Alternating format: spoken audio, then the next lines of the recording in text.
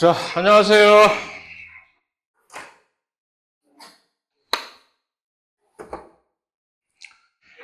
얼핏 얘기했듯이 기말고사는 그러면 12월 10일 날 같은 방식으로 오픈북으로 볼 예정이고요. 그 다음에 고민 중인데 한 번 더 그 중간에 이번 주말 아니면은 다음 주 주말 그 다음 주 중 사이에서 한 번 더 보강 동영상을 올릴까 말까 지금 고민 중이고, 그러니까 신경계하고 아마 신경계 이거 꽤 기니까 신경계하고 그 다음에 이제 내분비계 면역계를 해야 되는데 그거 두 개를 다 도저히 못할 것 같으니까 이제 강의 한 번 더 남았잖아 다음 주에. 그래서 보강 동영상으로 요거를 커버 칠까 말까 고민 중이고, 어쨌든 그건 제가 확실하게 정해지면은 공지를 하고 올려놓을게요. 그 다음에 원래는 이제 중간고사 채점을 어제 밤부터 하고 있었는데 오늘 다 끝내고 돌려줄 예정이었는데 갑자기 내가 몸에 무슨 일이 생겨가지고서 몸져 누워가지고 누워서 채점을 하다 보니까 속도가 지지부진해서 저기 한 반 정도 채점이 끝났어요. 예, 여러분 오늘.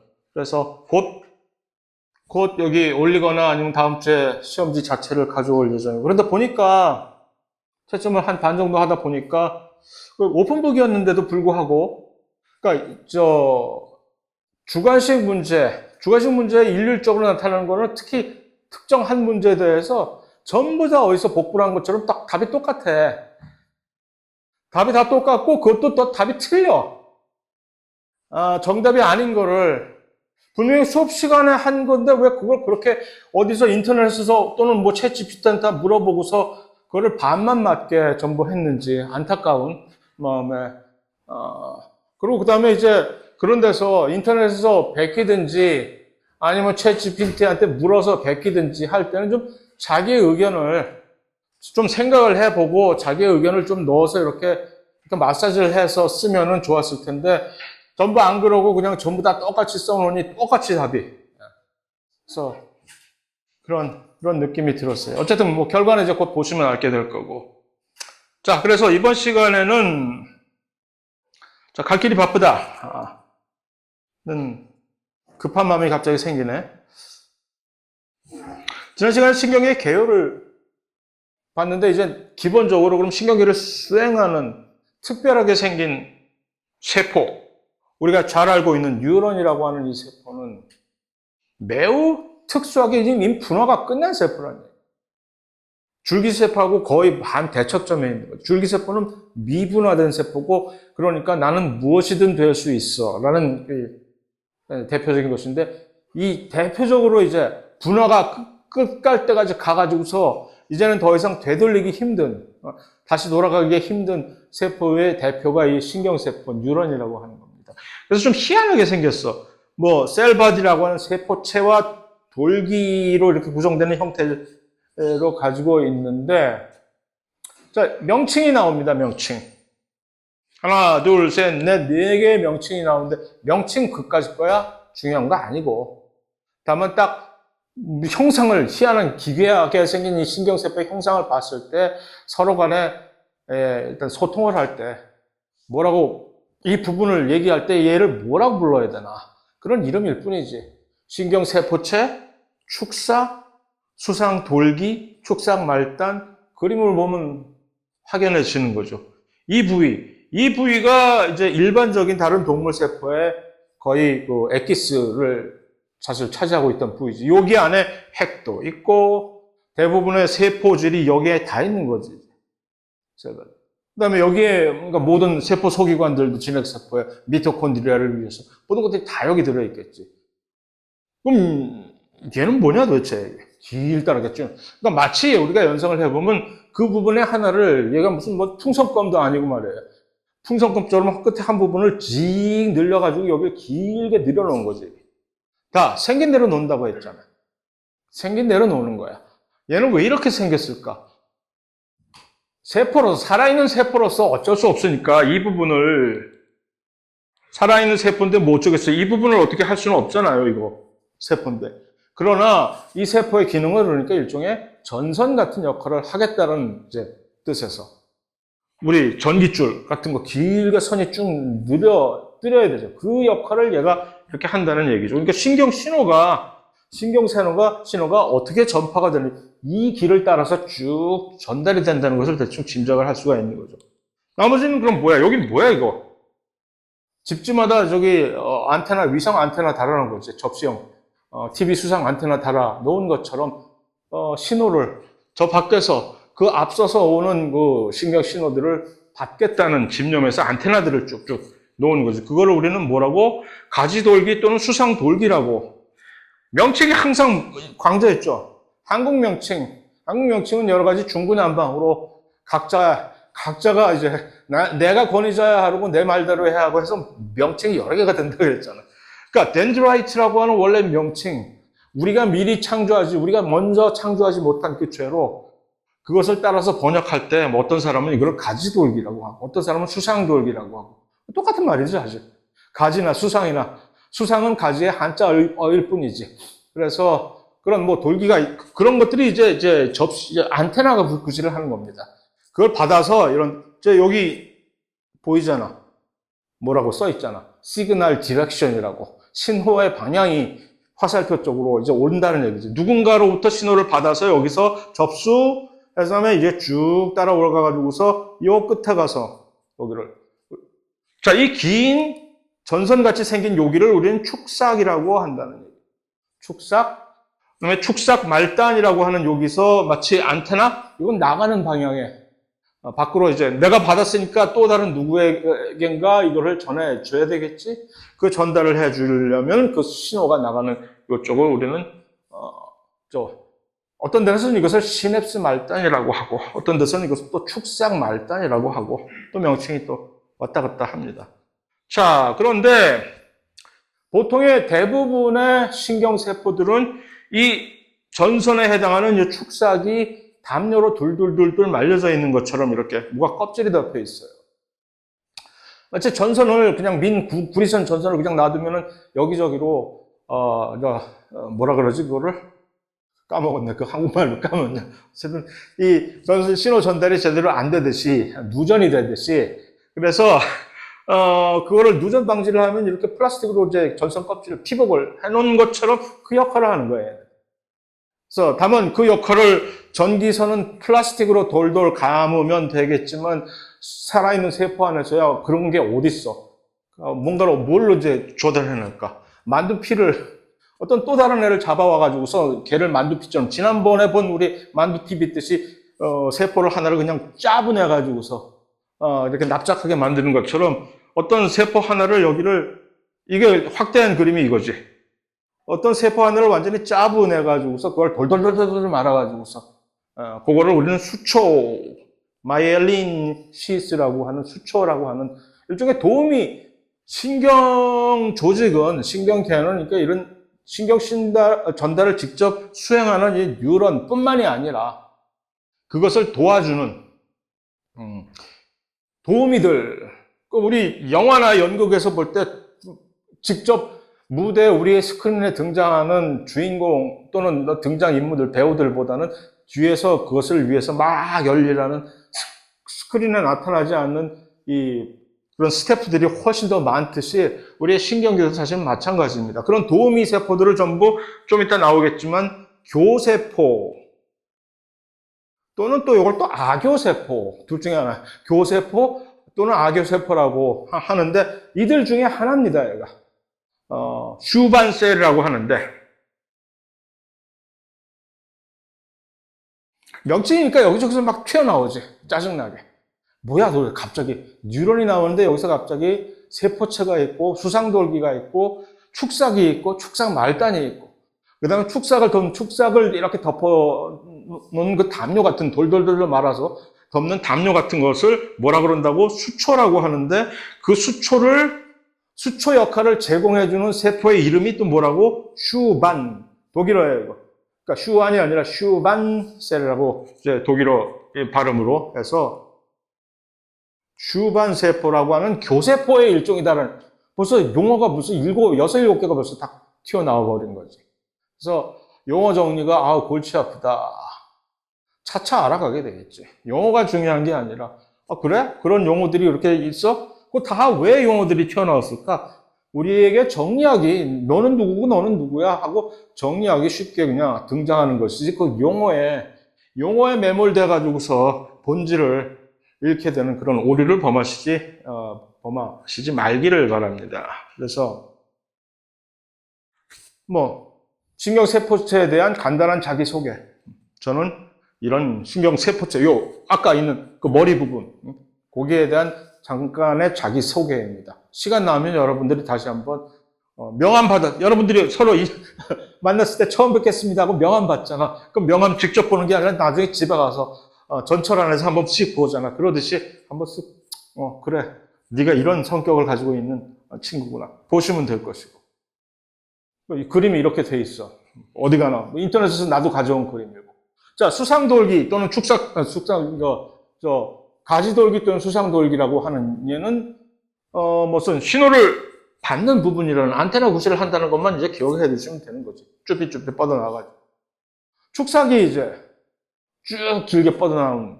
그 다음에 수초도 역시 이게 고등학교 어디 무슨 교과서나 그런 걸 한번 슬쩍 보면 이것을 마리집이라고 이렇게 표현을 해놨어. 그러니까 수초가 어떤 신경 뉴런은 이 수초가 없어요. 그러면 이제 마리집이 없다고 해서 이거를 민마리집이라고. 민마리집 무슨 수초 어쩌고저쩌고 이렇게. 이제 수초가 이 축삭의 수초라고 하는 덮개가 있고 없고에 따라서 어떤 변화가 생기는지는 좀 이따 우리가 확인할 것이고, 그럼에도 불구하고 왜 어떤 신경세포는 이 수초가 없어서 민마리집 형태로 존재를 하는지에 대해서도 이 장에서 한번 다뤄볼 예정이고, 그래서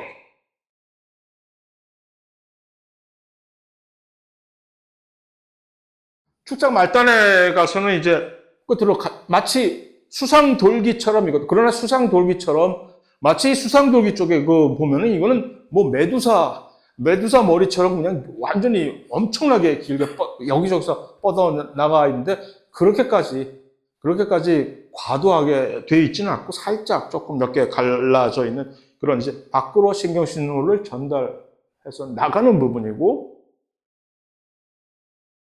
자, 일단 그 수초에 대해서 마리집이 어떤 역할을 해주냐. 정말로 딱 절연체 구실을 하는 건 맞아요, 절연체. 그러니까 전기 누전이 방지되는, 이 신경신호가 뭐냐면 신경신호의 본질은, 물리화학적인 본질은 사실은 이 전기적인 신호다라는 것을 이해를 하시면 되는 거죠. 그러니까 마치 그 전기적인 신호가 쫙 나갈 때, 이거를 덮어 놓지 않으면 이것들이 신호 전달이, 그러니까 일종의 저항이 생기는 거지, 그게, 없어지면은.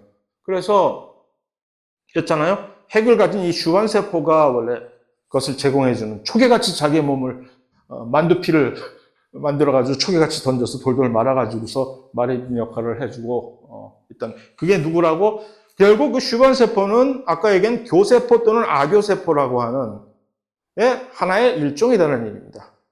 그러니까 교세포라고 부르던 아교세포라고 부르던 원래 명칭은 뉴로글라이알 셀이라고 하는 뉴런과, 그러니까 신경계, 특히 뇌에 보면 이게 다른 데서는 별 볼 일이 없는데 뇌에 가면 이런 것들이 이제 집중을 해 있지.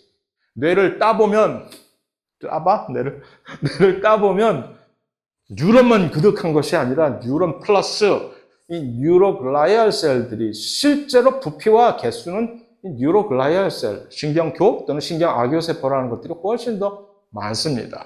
그래서 옛날에는 얘네들의 역할이 그냥 별 볼일 없이, 우리가 한창 뭘 배울 때 처음에는 이 깨달음이 조금 훨씬 더 유치하고 단순하잖아요.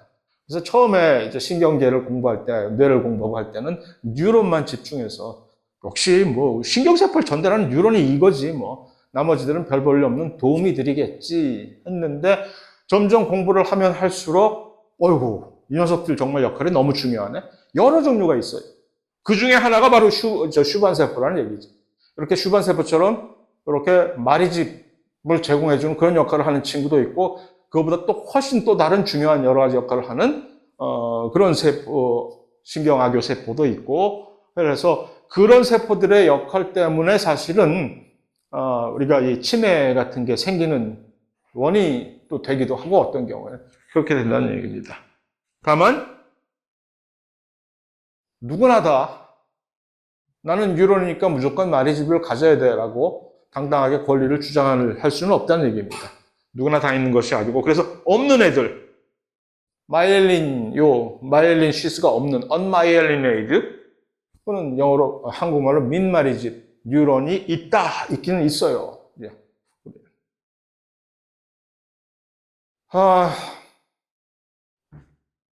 신경 이제 형태에 따라서 뉴런을 분류를 할 수 있는데 이것은 굳이 이 시점에서 신경계의 교양으로서 신경계에 대해서 조금 개념을 확립하려고 하는 우리들에게 있어서 쓸데없는 것이고 단순히 이렇게 정리하면 가장 간단할 것 같아요. 이렇게 이 신경 뉴런이라고 해서 모든 것이 다 똑같이 생긴 것은 아니고 그들의 이 전달 형태에 따라서 생긴 게 조금씩 다르다. 그래서 그런 생긴 게 조금 다른 애들을 이런 식으로 분류를 해놨다. 라는 식으로 그러면 이 뉴런의 생긴 게 다른 거예요. 그러니까 이제 제목이 형태에 따라서 뉴런을 분류하면 이렇게 된다라는 얘기죠. 다시 뭐 똑같은 얘기로 얘네들은 도대체 왜 생긴 게 이렇게 다르냐. 조금 하는 기능이 조금 달라서 그런 거지. 어떤 경우에는 외부에서 우리의 감각, 신경이 여러 가지 종류가 있을 거 아니에요. 외부에 우리 뭐 시각이나 청각이나 촉각이나 미각 그런 데서 받은 외부의 신호들을 일단 접수를 해가지고서 이 우리의 중추신경의 핵심인 뇌에다가 전달하는 그런 역할을 하는 신경 뉴런이 있을 거 아니에요. 또 그와는 반면에 또 뇌에서 일단 판단을 내리면 야 이렇게 하기로 우리 결정했어. 그러면 이렇게 해. 라고 결정을 내려주면 그것을 전달해서 근육에 직접 붙어가지고서 근육을 직접 움직여서 실질적으로 그것을 구현하는 그런 뉴런이 있을 거 아니에요. 당연히 이 두 개의 서로 다른 종류의 뉴런은 생긴 게 일하는 방식이 좀 다르기 때문에 생긴 게 다를 것이다. 그래서 이렇게 여러 가지 다른 종류의 살짝 다르지 다른 종류의 뉴런이 발생한다는 얘기입니다. 그림을 보면 그렇지. 이렇게 이런 네 가지 종류의 신경세포들이 있다. 좀 더 깊게 나갈 수 있으나 굳이 그럴 필요가 이렇게 종류가 달라. 왜 다른 거야? 하는 일이 다르니까 그렇지. 하는 정도. 자, 그거를 이제 사실 이게 같은 맥락의 얘기인데 얘네들을 이제 어디다 쓰느냐는 이게 다 연결이 되는 얘기인데 그거를 일단 괜히 굳이 복잡하게 하지 말고 자, 그럼 형태적으로 그렇게 다른 뉴런들은 기능들이 다르니까. 그럼 기능에 따라서 뉴런이 어떤 것들이 있느냐. 이렇게 좀 전에 방금 얘기한 겁니다. 뭐 어려운 거 아니에요. 감각 뉴런이라고 하는 것들은 받아가지고서 전달하는 이런 데서 모기가 물었다 따끔? 어떻게 알지 우리가? 누가 물었어 따끔해? 아이씨 자식 내 피를 빨어? 이렇게 딱 하는 거. 뇌가 이걸 감지를 하잖아. 그것은 이쪽의 감각을 이렇게 전달해주니 감각 뉴런들이 결국 뇌까지 전달을 해주니까 빠른 속도로 전달을 해주니까 모기가 물자마자 우리는 금방 알아챌 수가 있는 거죠. 그러면 방금 내가 지금 했듯이 신용을 냈듯이 이게 모기가 물어 하면 일단 이게 들어가잖아 우리. 이거 역시 뇌에서 모기가 물었어 어딜 감히 어디다 대고 하면서 소리 나가서 모기를 잡으려고 이거 다 신경이 운동 뉴런이지 이거죠. 그러니까 감각 뉴런이 있으면 운동 뉴런이 그 출력을 뇌에서 판단을 저거 없애버려 밟아버려 하고 해서 딱 근데 보통 뭐 이 모기가 훨씬 빠르기 때문에 이미 도망가 있는 상태가 거의 많지. 그래서 실패를 하긴 하지만 자 그래서 그런 감각 운동 그런 것들이 있고 연합 뉴런이라고 하는 것은 주로 이제 요 부위에 중추신경계에 많이 존재를 합니다. 그래서 이 감각이 입력이 됐을 때 직접적으로 얘네들이 뉴런이 직접 본부에다가 마치 일개 말단 사원이 직접 회장한테 보고하는 일은 없잖아. 그러니까 일단 말단 사원이 보고를 할 때 중간에 있는 뭐 최소한 부장이나 상무나 그런 사람들한테 일단 팀장이나 보고를 하면 그들이 가서 이렇게 전달해주는 그런 역할을 하는 그런 것들이 이제 연합 뉴런이라고 하는 겁니다. 또 연합뉴런의 또 다른 기능은 이제 나중에 나오겠지만 반사작용이라는 거. 그것은 좀 얘 왜 이래? 야, 와 이라노?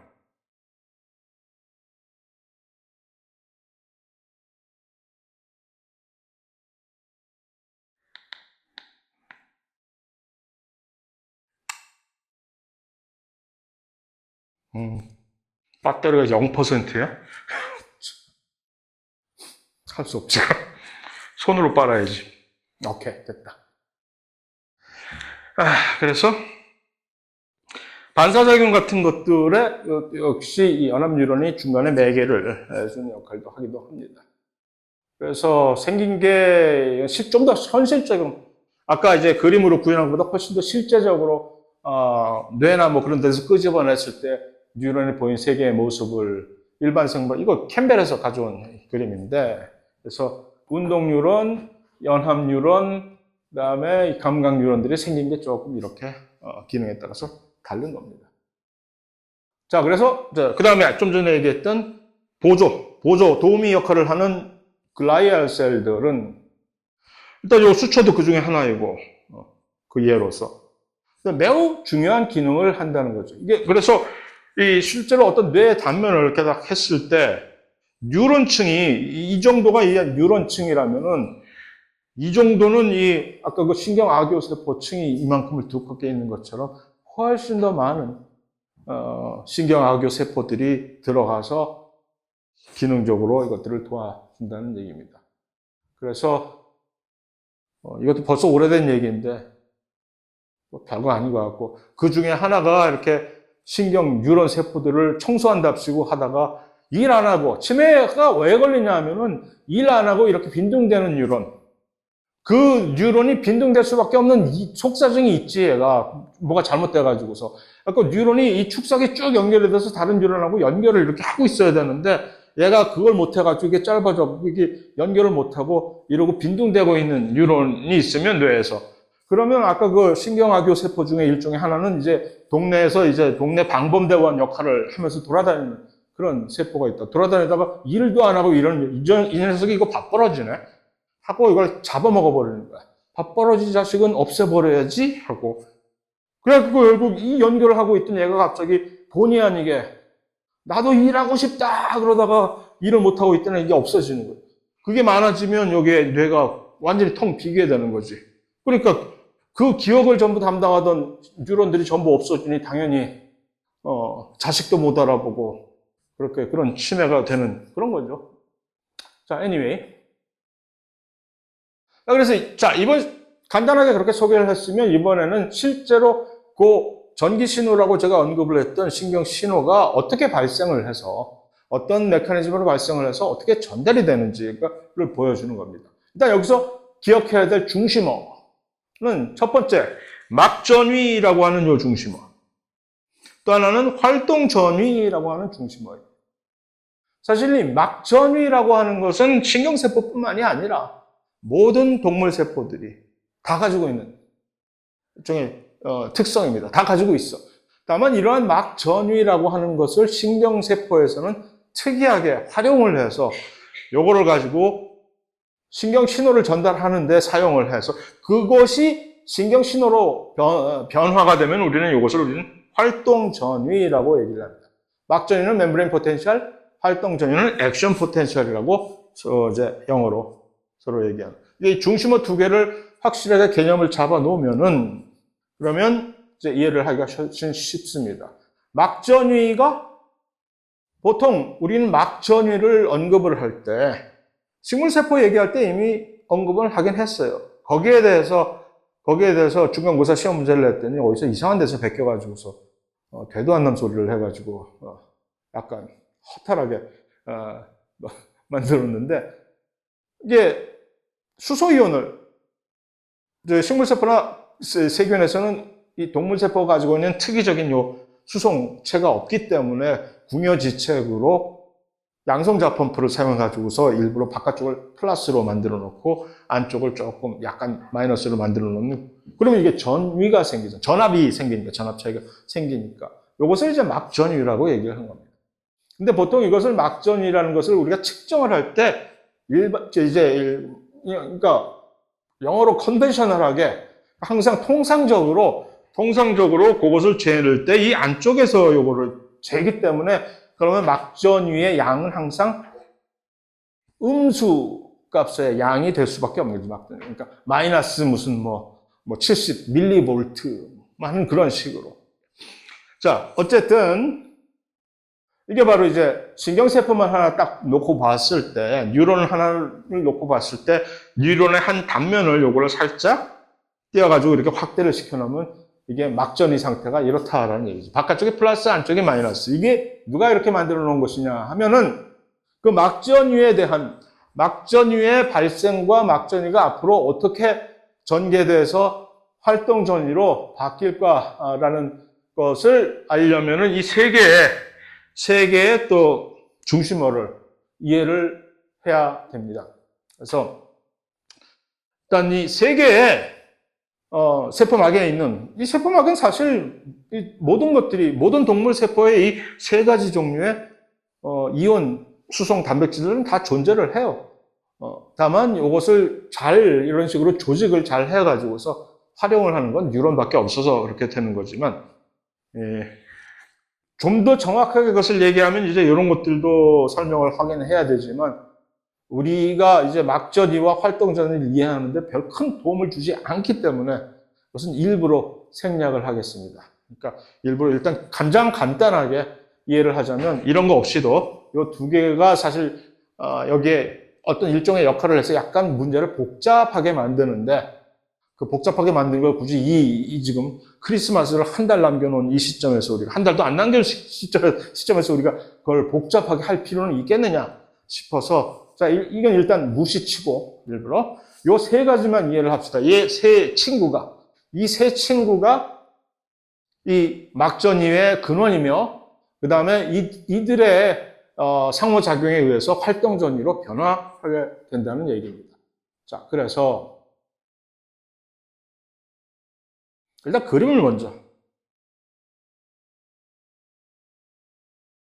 이런 그냥 중심어를 나열하는 것이고, 그림을 보면 항상 그림으로 우리는 소통을 해야, 벽화를 남겨놓은 후손들이기 때문에 그림으로 소통을 합시다. 세 가지 종류의 지금 현재 이온 수송체가 그려져 있습니다. 그래서 이쪽에 있는 것이 소듐과 포타슘을 동시에 수송을 하는 소듐 포타슘 펌프라고. 자, 이 펌프라는 얘기가 있죠? 펌프.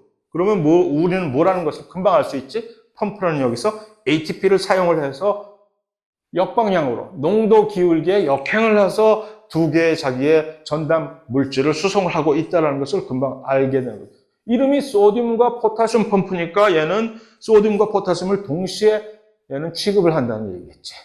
얘가 만약 소듐만 취급했으면 소듐 펌프라고 했겠지. 소듐 펌프 있어요, 우리 세포에. 그러나 이 친구는 좀 다른 펌프야. 소듐과 포타슘을 항상 같이 하는데, 중요한 것은 서로 일방통행이 아니라 서로 반대 방향으로, 한쪽 방향으로 소듐을 그와 동시에 그러면서 포타슘을 다른 그 반대 방향으로 이제 이동을 시키는데, 문제는 이 친구의 정체가 펌프란 얘기죠. 그러니까 항상 이 친구는 소듐과 포타슘에 대해서 농도 기울기에 역행을 해서 이것을 수송을 해야 된다.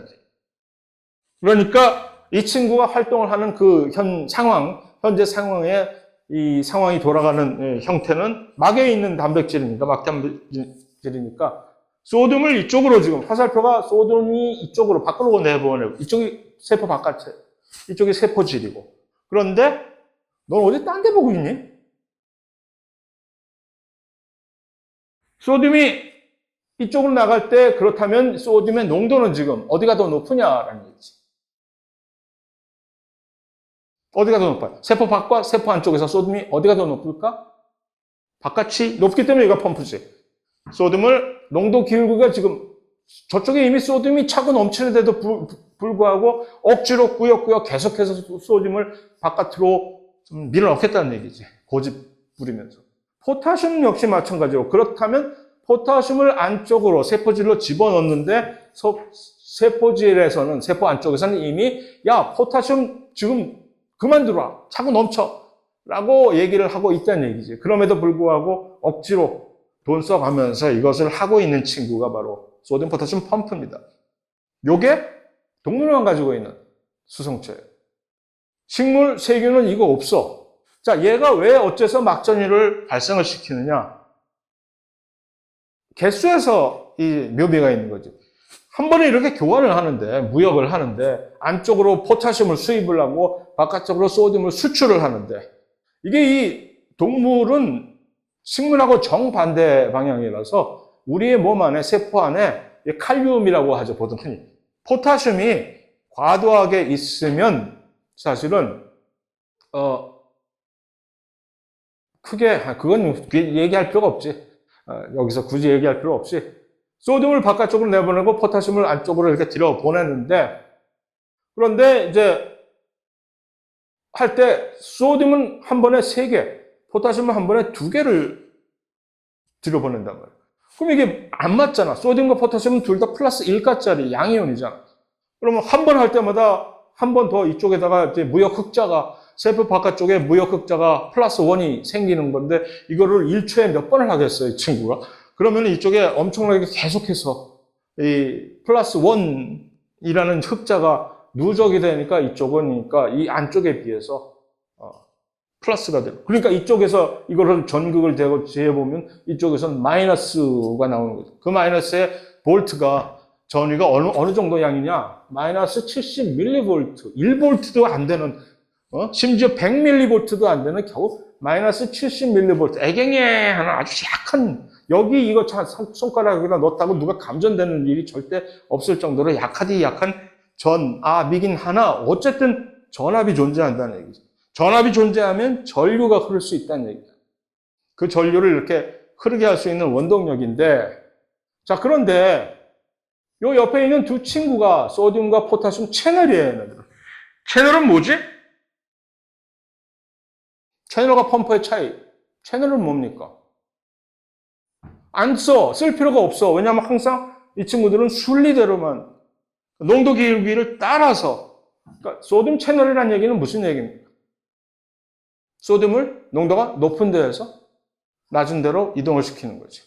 포타슘 채널이라는 데는 포타슘이 높은 데에서 낮은 데로. 이 둘은 다행스럽게도 뚜껑을 가지고 있는,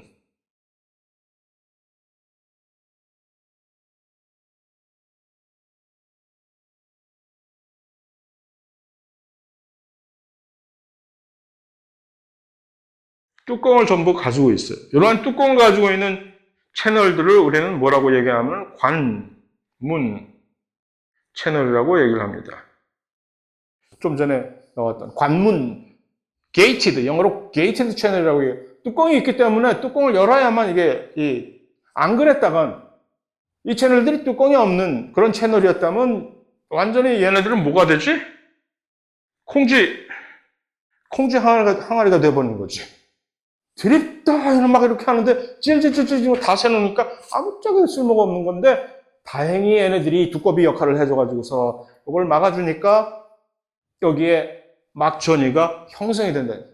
그러니까 막전이를 형성시킨 건 이 세 친구가 협조를 하지 않으면 절대 발생할 수 없는 그런 전이라. 얘가 만들고 이 둘이 유지를 하게 허락을 해줘야 되는 건데, 다시 말하면 이 둘 중에 하나가 부하가 나가지고서, 승진이 나가지고 내가 뭐하러 이런 짓을 해? 뚜껑이 확 열려가지고서 뚜껑을 확 열어버리면, 그러면 와르르 이것이 무너진다. 그것이 바로 신경신호의 발생 원인이 되는 겁니다. 이 둘 중에 하나가 갑자기 자극을 받아가지고 뚜껑이 확 열려서 그래버리면, 그것을 항상 먼저 시작하는 친구가 바로 이쪽에 있는 소듐 채널입니다. 소듐 채널이 뚜껑을 확 열어버리는 거야. 누군가가 얘가 이것을 확 열어버리는 이유는 누군가가 여기서 이거를 자극을 하는 거예요.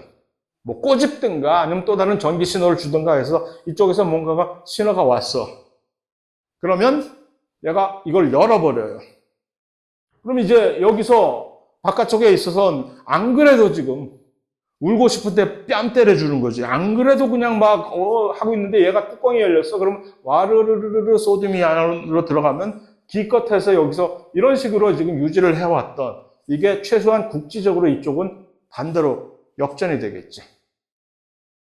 그럼 여기 이게 이렇게 딱 역전이 되는 이 창상을 보고 얘는 부화내동을 옆에 있었다고? 제가 연애? 부화내동을 해가지고서 그 다음에 얘가 열어버리는 거야, 이거. 그럼 이제 좀 전에 무슨 일이 벌어졌을까요? 이게. 좀 전에 얘가 이렇게 탁 열게 되면 무슨 일이 벌어졌을까? 우리가 전기적인 측면에서 여기서 측정을 하면 그게 바로 여기서 발생하는 어디에 해당이 될까? 이게 지금 마이너스 70mV쯤 되는 이게 지금 막전이 원래 상태의 막전이 상태. 그런데 갑자기 얘가 갑자기 우 하고 올라가더니 막 올라간다 이렇게. 이게 왜 올라갈지? 이게 무슨 얘기야? 그러니까 이쪽이 마이너스다 갑자기 플러스가 된다는 이 지역이야. 어디서 뭘 재고 있어? 바로 이 지역에서 지금 이걸 재고 있어. 여기서 이렇게 재보면 갑자기 이게 여기가 이렇게 올라가고 있는 그 상태가 되는 거지. 어디까지 올라갈까? 그게 옆에서 딱 이러고 있는데 얘가 옆에서 포타슘이 쟤 열었네? 나 이거 열어야 되는 거 아니야? 안 열고 가만히 있었다가 나 혼자 괜히 지금 막차 타는 거 아니야? 싶어서 열어. 근데 얘가 여는 순간 소돔이 옆에 있다가 용용 죽겠지 하고 얘는 딱 닫아버린다. 그러니까 바로 그 순간, 정점이 이르는 순간은 바로 그 정점에 이르렀던 요 순간은 바로 그 서로 임무교대하는 소듐이 딱 올라가다가 소듐 채널이 이제 딱 닫아버리고 내가 지금 무슨 짓 한 거야? 하고 근데 옆에서 있던 멍청하지는 않지만 포타슘 채널은 제가 열었네 하고 드디어 열어놓는 그 순간에 열게 되면 이제 그게 역전이 되겠지. 왜? 이걸 열어버리면 이제는 얘는 포타슘만을 수송하니까 안쪽에 있던 포타슘이 밖으로 나가버리는 거지. 그러니까 아까 막 유입했던 그 소듐 플러스를 얘가 나가면서 다시 상쇄하는 거지. 그러니까 여기서 이제 내리막길이 되는 거지. 그래서 결국 여기까지 쭉 내려오는 건 어디까지? 얘가 이러고 있다가 정신 차리고 얘까지 닫으면 나도 큰 실수했네. 이제 닫아야 되겠다. 닫으면. 근데 이게 아까 그 축삭에서 이런 하나의 서로 이런 식으로 일을 하는 요 단위가, 요 팀이 이렇게 하나만 존재하는 게 아니라 이 오른쪽에도 똑같은 팀이 이렇게 존재를 하고 이쪽으로 또 가도 또 팀이 존재하고 아마 저쪽에서도 그 똑같은 팀이 여기 존재했을 거라고. 그러니까 이게 마치 우리 응원 경기장에서 물결 하듯이 한쪽에서 이렇게 딱 물결 사인을 넣으면 쭉 퍼져나간 어디까지. 만약 여기가 내가 세포체고 여기서 신호가 딱 나가면 그 긴 축삭을 따라서 전부 한번 손들었다 내려오는 이 물결이 어디까지? 끝까지 있다가 아까 축삭 말단까지 갈 때까지 신경신호가 그런 식으로. 이게 뭐야 이게? 플러스 마이너스 지금 이 소듐, 포타슘이 플러스 마이너스를 서로 번갈아 가면서 이렇게 전류가 흐르게 된다는 얘기죠. 그게 바로 신경 신호가 된다는 얘기입니다.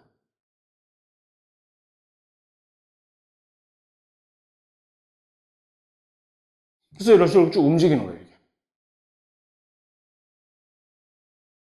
자, 근데, 그럼 이게, 아까 그게 바로 활동전이라는 거죠. 막절이가 가만히 있다가, 잠자박에 있다가 누군가가 자극을 하면, 이 신경세포를 자극을 여러 가지로 주면, 보통 그 자극은 그 앞에 있던, 바로 나의 앞에 있었던 또 다른 신경세포로부터 오는 경우가 많겠지? 하나의 신경세포가. 그럼 그 자극을 받아서 이런 식으로 쭉 전달이 되는데, 그것이 이제 아까 있던 막전이가 이제 서로 전극이 바뀌면서 이렇게 흘러가는 거니까 그걸 이제 활동전위라고 하면서 그 활동전위가 바로 신경신호의 본질이다라는 이렇게 것으로 우리가 요약을 할 수가 있고요. 근데 이제 개의 특성을 너는 어떤 특성을 가지고 있냐라고 우리가 혹시 살펴볼 것 같으면 일단은 셀프 혼자서 셀프라는 얘기는 한 번 이게 발생을 하면 아까 식으로 이 뉴런을 따라서 뉴런의 전체적인 긴 축삭을 따라서 첫 번째 활동 전이가 발생하면은 이게 한번 딱 일회성으로 한번 발생하면 그 다음에 또 한번 이것을 계속해서 유지시키기 위해서 또 계속 이걸 어떻게 누군가가 해줘야 되는 그것이 아니라 한번 시작되면 그냥 끝까지 스스로 알아서 이렇게 간다는 그런 특성을 우리는 자가 확산이라고 표현을 하는 것이고요. 그 다음에 이것은 항상 이 방향이 그 셀 바디, 세포체 방향 쪽에서 축삭 말단 쪽으로 머리에서 마치 항상 신호가 머리에서 발가락까지 방향으로 발끝에서 머리로 올라가는 경우가 없다는 얘기죠. 그렇다면 그게 사실은 가만히 보면은 아니 이게 원래 왜 그런 거야? 이게 항상 이쪽으로 간다는 얘기 아니에요? 이쪽으로만 신경 신호가. 그 얘기는 어떤 이 시점에서 봤을 때, 요 중간 시점에서 봤을 때, 요 부분에 있었던 아까 그 팀이 그 소디움 포타시움 펌프와 두 개의 채널이 이렇게 이 방향이 자극이 되면 그 자극이 이쪽으로 거꾸로는 못 간다는 얘기야, 원래? 아니야, 그거는.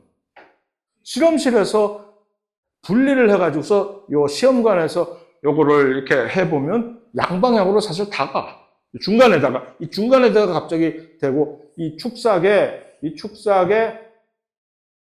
중간에서 요 지점을 이렇게 자극을 주면은 이것은 사실 두 양방으로 다 퍼져나가게끔 돼 있습니다.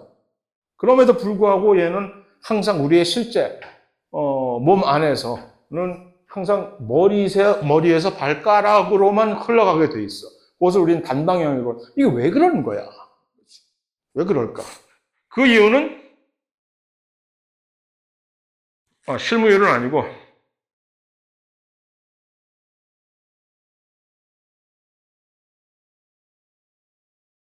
여기 내가 안 써놨구나. 이게 한 방향으로 가는 이유를 설명하자면 이렇습니다. 일단 이것이 한번 소듐 채널이 한번 자극이 된 다음에 또 한 번 자극이 되기 위해서는 일종의 시간이 걸려. 다시 한번 흥분이 되기 전까지는. 그런데 그 재흥분이 되기 전에 또 다른 신호가 여기에 도달하게 되면은 그러면은 여기서 이쪽 방향으로는 얘가 소듐이 이미 자기가 더 이상 한 번 자극을 받으니 좀만 기다려라고 되는 거지. 그러면 자극을 받지 않았던 이쪽이 우리가 신경신호가 가는 그쪽 방향에 있는 소듐은 자극을 받을 수 있으니까 그쪽으로만 신경신호가 전달이 되는 그런 메커니즘에 의해서 항상 이것이 한쪽 방향으로만 전달이 되게 돼 있는 겁니다.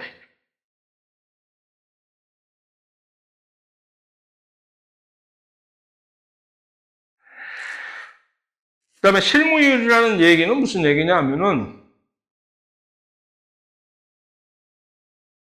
한번 자극을 최소한 이게 자극이 오르면 모든 자극이 다 똑같이 신경신호로 변화되는 것은 아니고 어떤 자극들은 매우 자극 크기가 작아가지고서 이런 것은 우리가 무시하는 경우도 있거든요. 하지만 그 정도 수준을 넘어서 일단 우리가 얘기하는 그 어떤 역치라고 하는 어떤 역치값 이상의 자극이 주어지는 한 그 신경신호는 항상 일정하게 전달이 된다는 얘기를 우리는 실무율이라고 표현을 합니다.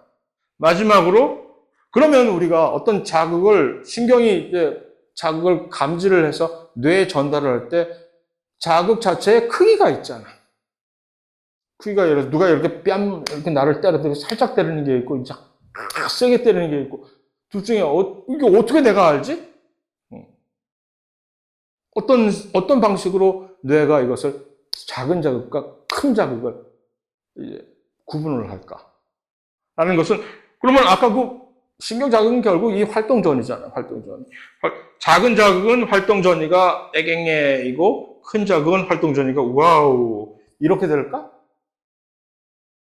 그게 아니고 이것이 자극이 세기에 관계없이 이 활동전이의 크기는 똑같은데 자극의 세기를 우리가 이렇게 느끼는 것은 이게 얼마나 촘촘하게 방정을 떠느냐 아니면 얼마나 에이 괜찮아요 하고 천천히 가느냐에 따라서 이것을 우리는 frequency, 주파수라, 그러니까 이걸 빈도라 그러죠, 빈도.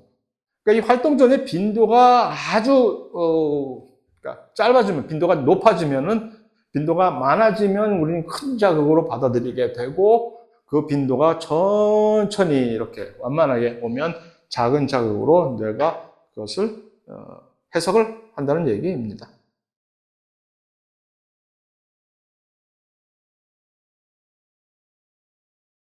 자, 마지막으로 이거의 역할은 아까 이거 수초라는 것은 일종의 절연체 구실을 한다고 했죠. 그러니까 이 절연체를 쌓아두면은 실제로 이 수초에서 그러니까 축삭에서 수초에 덮여 있는 부분은 아까 얘기한 그 활동 전이가 발생을 할 수가 없게 되는 거예요. 이 전극이 바뀔 수가 없잖아요. 이쪽은 딱 흐름을 막아놨으니까 이온에. 그러니까 이게 원래는 이 축삭을 전체 그림 없나? 여기 있네. 이게 없었으면은 이 축삭 전체를 따라서 이것이 막전이와 활동 전이가 막 서로 뒤바뀌면서 이게 전체적으로 흘러가야 되는데 그게 이 부위에서는 이렇게 막아놓은 절연체처럼 수초가 이렇게 있는 부분은 여기에 막아지기 때문에 여기하고 여기하고 여기만 마치 껑충 뛰어서 이게 활동 전이가 전달. 그럼 훨씬 빠르지 이게. 그래서 여기서만 한번 빵 했다가 여기서 또 한번 빵 해서 이거를 그러지 않고 이게 없었다고 쳐요. 이게. 그러면 이 활동 전이 여기서부터 계속 흘러가야 되는 것과 한 번에 껑충 하는 거고 어떻게 더 빠르겠어? 당연히 이렇게 수초로 이렇게 요거를 막아놓은 그런 것이 훨씬 더 빠르겠죠. 그것을 어디서 확실히 확인할 수가 있느냐 하면은 이게 자가 면역 질환에 의해서 이게 파괴가 되는 그런 병이 있거든. 이것을 우리는 다발성 경화증이라고 하는데 백혈구 세포들이 갑자기 미쳐가지고서 이거 우리 건데 어디서 외부의 침입자로 생각하고서 이거를 파괴해버리는 그런 병입니다. 그럼 이제 멀쩡하게 있었던 수초가 없어지잖아. 그러면 이런 사람들은 엄청 느려지게 돼요. 그래서 왜 이게 느려지는 거야? 갑자기 동작도 느려지고 말도 어느하고 점점 느려지고 이게 신경이 빨리 안 가니까 되는 거죠. 그래서 역시 뉴런은 이걸 이렇게 싸줘야 그러니까 이게 싸놓고서 일부러 아까 언급을 안 했지만 이런 식으로 우리가 마치 칠부 바지 입는 것처럼 칠부 바지만 입고 딱 목 짧은 양말 신어서 요 중간중간을 이렇게 발목을 노출해 놓는 것처럼 일종의 일부러 이렇게 신의 한 수로 놔둬야 노출된 여기 맨살에서만 살짝 활동 전이가 껑충 뛰어나가서 빨리 전달이 되는 그런 메커니즘을 활용을 하고 있었는데 이거를 그냥 망가뜨려 놓으니까 천천히 가게 돼서 늘어지게 됩니다. 다발성 경화증이 결국 그러니까 발생을 하면 말과 동작이 느려지는 상당히 불편한 병이긴 하나 그래도 그까짓 거 다른 거에 비해서 훨씬 괜찮은 병이다라고 생각하시면 오산이다. 그것만 그렇게 했어요. 엄청나게 많은 훨씬 더 많은 심각한 합병증을 유발하는 결코 여러분들이 경험하고 싶어 하지 않을 그런 병입니다. 다만 거기서 우리가 탁 집어낼 수 있는 명확하게 확인할 수 있는 증상 중에 하나가 이거이기 때문에 그걸 가지고 예를 드는 것이죠. 그래서 여기 나와 있구나 아까 그 얘기. 그래서 이렇게 천천히 가는 거 대신에 여기서 예의 하고 이렇게 빨리 가는 게 훨씬 빠르겠지. 수초가 있는 그런 말이지. 축사에서. 시냅스, 자, 여기까지는 그걸 본 겁니다. 그러니까 하나의 뉴런 안에서 처음부터 해서 끝까지 신경신호가 어떤 메커니즘에서 전달되느냐. 그러면 이 뉴런은 사실 여기서 한번 전달하고 끝날 건 아니잖아요. 이게 길게 기차처럼 연결이 돼 있잖아요. 그 연결과 이 하나의 기차와 또 다른 열차 사이의 연결 부위에서 어떻게 신경신호가 그럼 건너뛰느냐가 바로 이 시냅스에서의 신경신호 전달을 얘기해 주는 것으로서 이것은 10분 있다가 해야 되겠네.